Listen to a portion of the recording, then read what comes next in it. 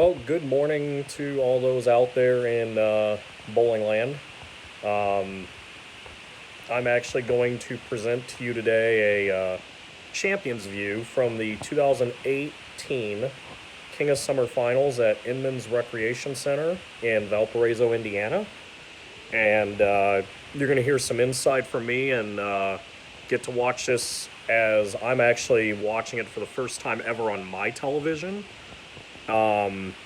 So it'll be kind of interesting. You guys get to hear my thoughts, and hopefully, you guys will enjoy the presentation we're about to do here. So, here we go.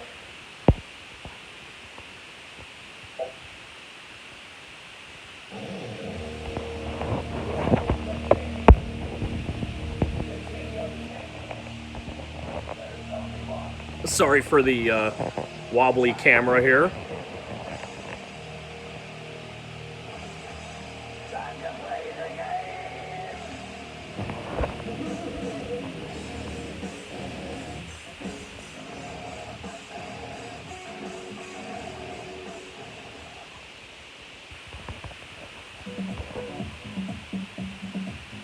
So the left lane in the King of Summer Finals is always the 52-foot Great Flood. The pattern does deceive you a little bit. Right surface, right ball will allow you to actually play the gutter on this pattern. And the 28-foot Great Drought is exactly as it advertises. It is, it's definitely not easy, and it does resemble those patterns of the 1970s and 1980s on the PBA Tour. Never suggest to use resin on that pattern, but you'll see here, my personal opinion, what Jacob Riffle's big mistake was is using resin on that pattern.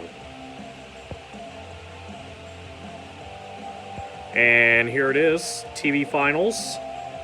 Yours truly versus Jacob Riffle. Jacob, I've known him for many years. Knew him back when he was a young kid at Inman's, or not at Inman's, but at Dyer, where I won this summer finals in 2012. I'm gonna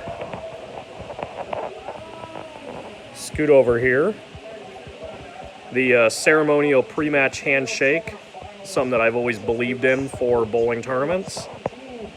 There's my cat Oscar.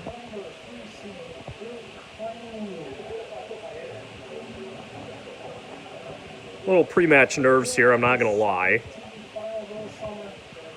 A lot at stake here with the finals. Little did I know at that moment that no person had ever won it twice, let alone made the final match twice. And the start was actually a pretty good shot. I just kind of let her rip and was hoping that the fresher long pattern that had been sitting for about 5 hours was going to be okay.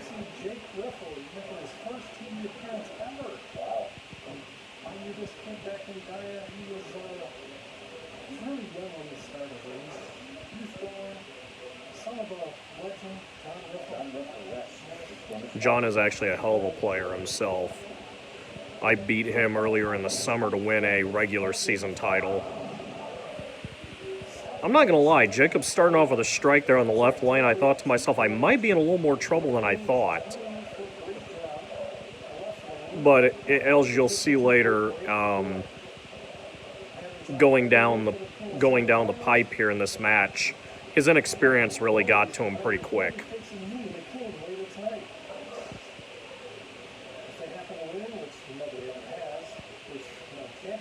I predicted that he was going to lose this night, which we'll do that in another video, by the way, because it'll be comical. Steve Tobolt.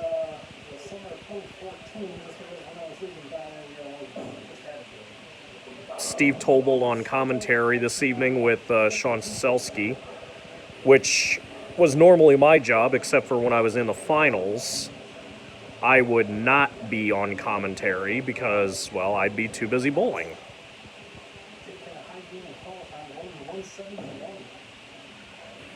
Scores on the dual patterns are generally very low.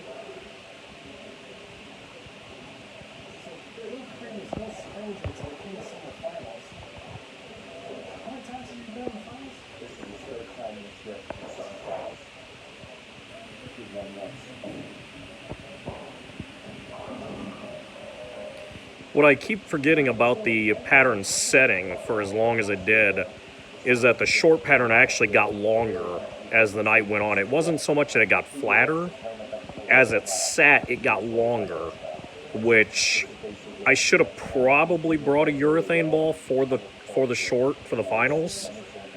And this past summer, it did bite me in the butt a little bit, but that's for another video, another day.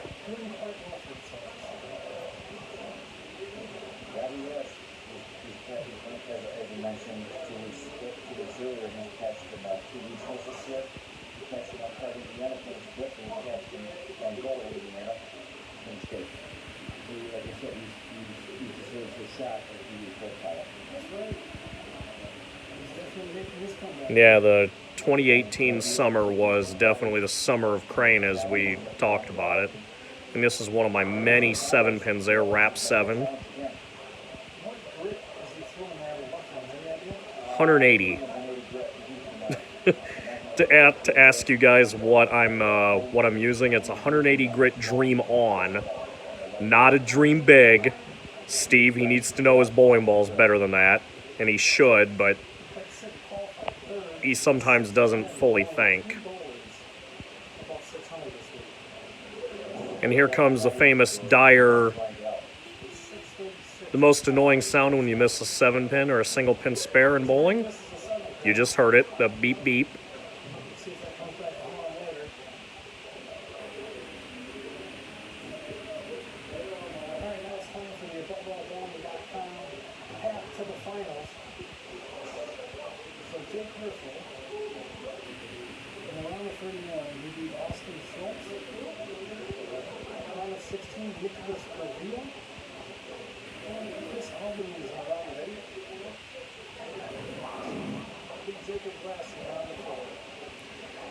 And poor Jacob Riffle, he ran through literally on the other side of the bracket, Murderer's Row, to get to the finals.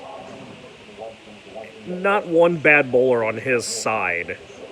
And I had a little softer of a side to get to the finals. My toughest opponent was Aiden Swinford in the round of 8. He pushed me to literally the 9th frame before I was able to take control of the match and win.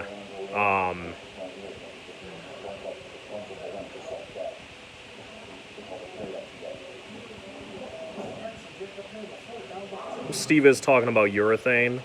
Urethane on the short pattern in the finals, I agree with. All other rounds, no.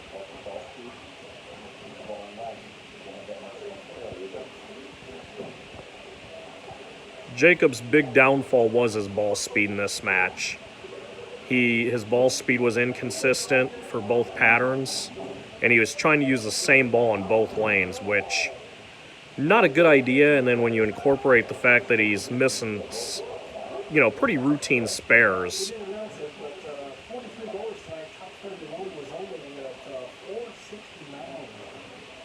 Yes, that's for 3 games. The pattern's actually very scoreable. I still am trying to figure out why it is that so many people are intimidated by the pattern in the summer finals, the 2 patterns. I had Bob Evans earlier in the day, and unfortunately the Bob Evans, this is like 2 in the morning Valpo time. Maybe 2 in the morning South Bend time, so it's like 1:30 in the morning Valpo time right now.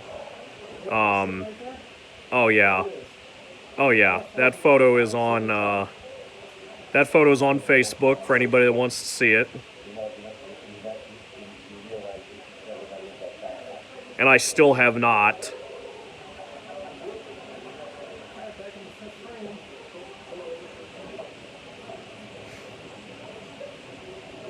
And here comes another wrap 7. The issue with me and what I was having, if I move off of that wrap 7, the issue is that I could miss the pocket completely, or I could get the ball to jump high and leave a split, and you don't want to do that on the long pattern. Actually, that's what happened last summer. Is I started leaving the wrap 7s. I adjusted off the wrap 7, and then ended up leaving a big split late in the match, which was the difference between myself and the new champion Jeff Snuffer winning.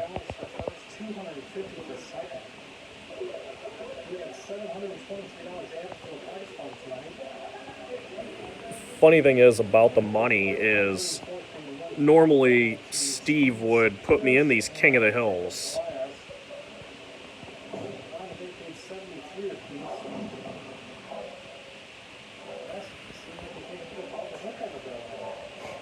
It's a lot of his ball speed being inconsistent, and him trying to throw resin on both lanes is just not a good idea.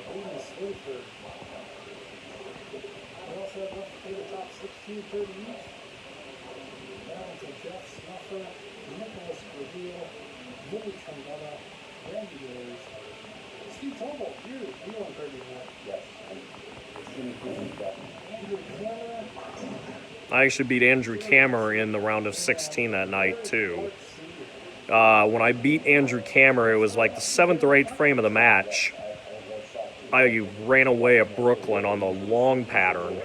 I threw one really bad, and the ball just skid right through the fronts, read the buff out down lane, and just tipped right into the Brooklyn side, which is irony because in 2017, Bob Kammer Jr., many of you guys know, carried a Brooklyn against me, which was the difference maker in our match. But funny story back to the money.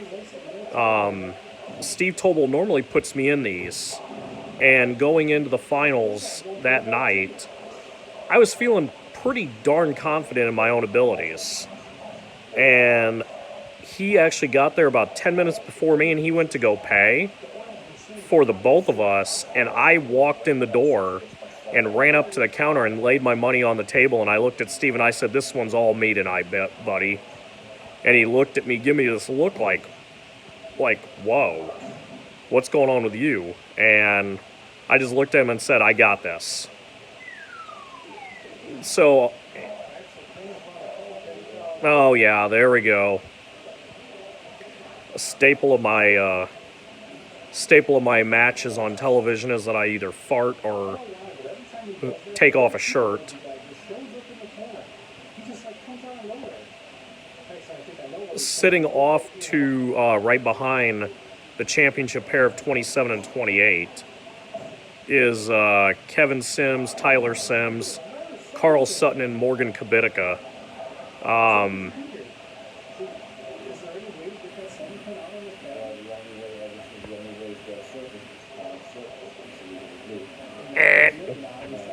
Incorrect, Steve.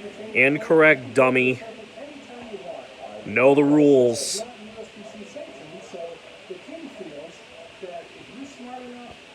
Or dumb enough.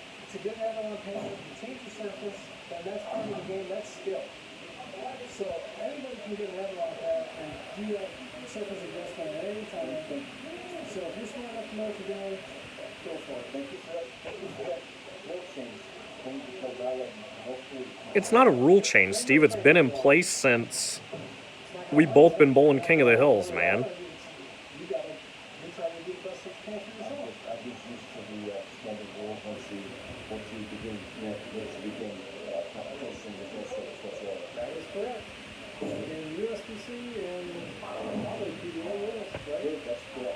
That is correct.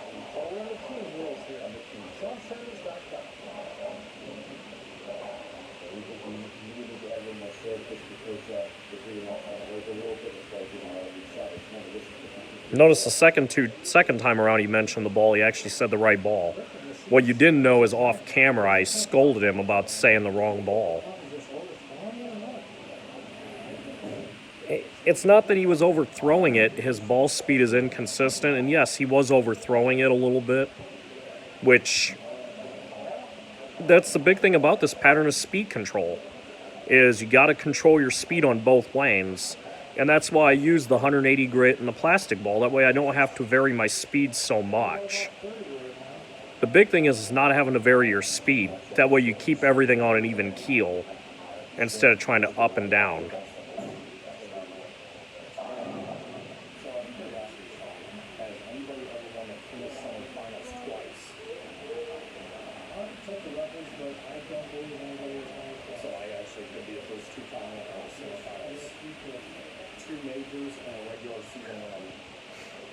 Funny thing is going into the finals this past summer, I got approached by a couple of people knowing that I was the defending champion. And they said if I were to win again, that I might be in the GOAT discussion for Sean's tournaments. I don't consider myself one of the greatest, to be honest. I've just been very fortunate to win a couple here and there. I don't get to bowl these often anymore because of life, but I really wanted to make a run at them that summer, and life events allowed me to do so. So I was very lucky to bowl the last 4 in a row before the finals, and it helped that I cashed in one of them, and then I ended up winning one, so I had a free entry the following week.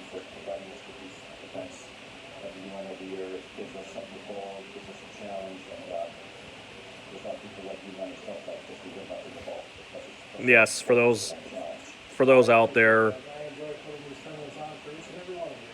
yes, I agree wholeheartedly with that comment. Steve is right. Sean Selsky puts together a lot of great work, a lot of hard work into these tournaments. He's probably uploading videos as we speak right now during this stay-at-home order that we have been given because of the coronavirus, the COVID-19. So that's why I'm able to bring this to you today.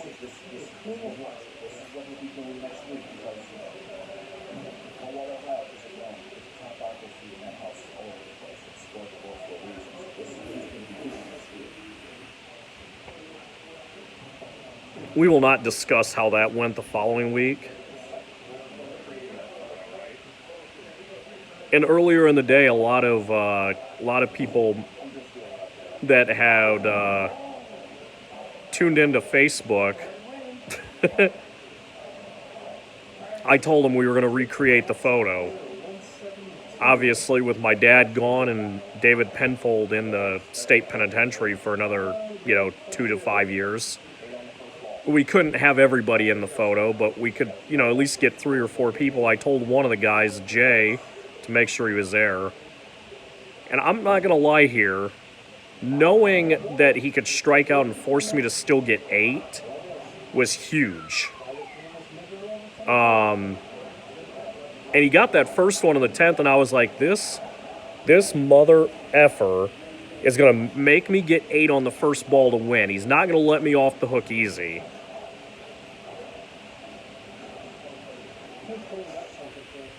But Jacob's big downfall in this match was indeed its spare shooting and inconsistencies in ball reaction. Him and I have talked about it since. He's a great kid, good bowler, and that right there was pretty much the shot to wrap it all up.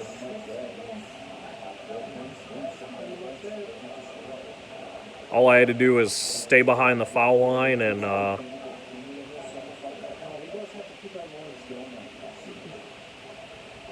keep it on the line, stay behind the foul line, looking up at the board and realizing that I had won it again. And this time I felt like I was ready to win it. In 2012, I felt like it was more of a fluke, truthfully, but I don't remember much about that night. I remember Scotty Keller, after I won in 2012, when I threw the shot to lock up the title, he walked down and he screamed a couple of obscenities and excitement, and we kind of celebrated that night with some White Castle down the road.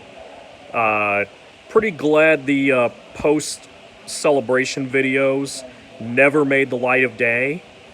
The material was very adult and it was very inappropriate. At this point, I'm excited that the night's almost over with. I have one match to go. That's beating Sean. Emotions started to get on me a little bit because I'd realized that history had been made. And at that point, it was just get the ball off my hand and say thank you. I pointed up as a thank you to my dad because he was there the first time. He wasn't there the second time. He passed away 2 years later. I told Jacob privately something I will not really talk about. But in a nutshell, I praised him for his abilities, and I told him best of luck to him, and that he's a good kid, and I respect him. It took a score of 180 to win, 159 for Jacob.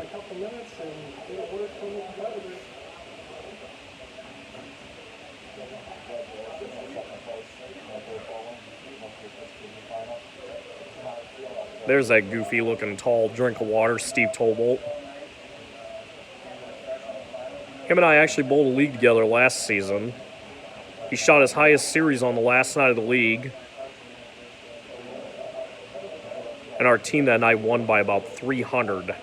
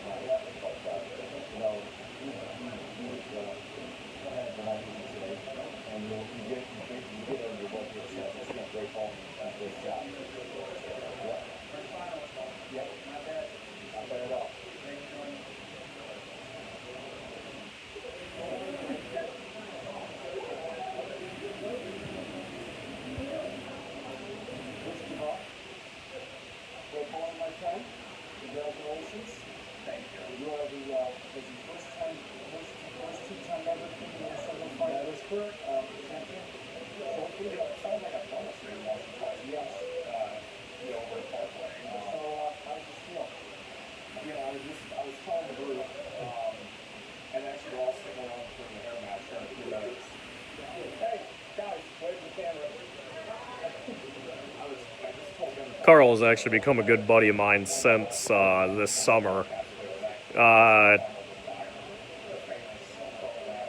And I told a funny story on my Facebook the other day about the 2019 summer finals last summer that involved Morgan, the one in the pink shirt.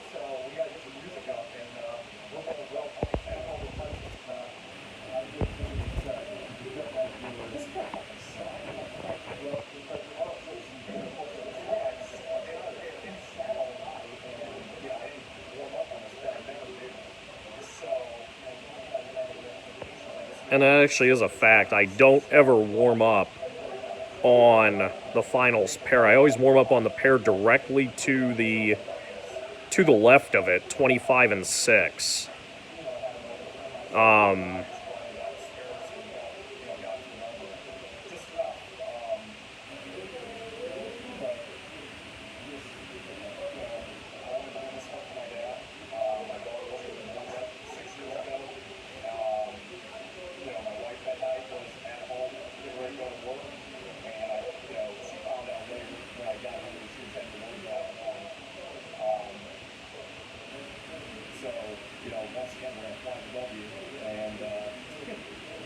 For those out there that know, I'm a lifelong Cubs fan. I posted the Fly the W on my Facebook afterward.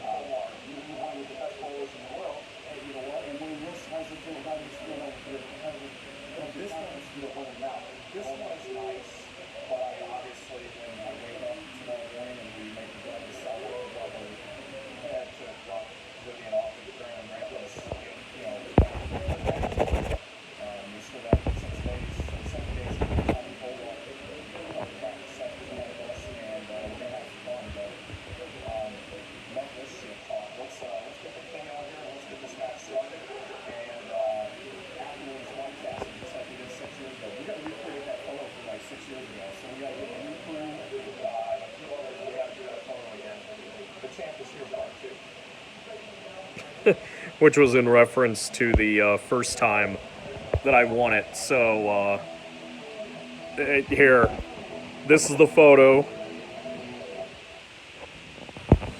So with that being said, Champions Inside View of the King of Summer Finals 2018. I'll do another one later this week with the win from 2 weeks earlier. And I hope you guys enjoyed my voiceover talking about my view of what I was seeing here. And have a good day, everybody.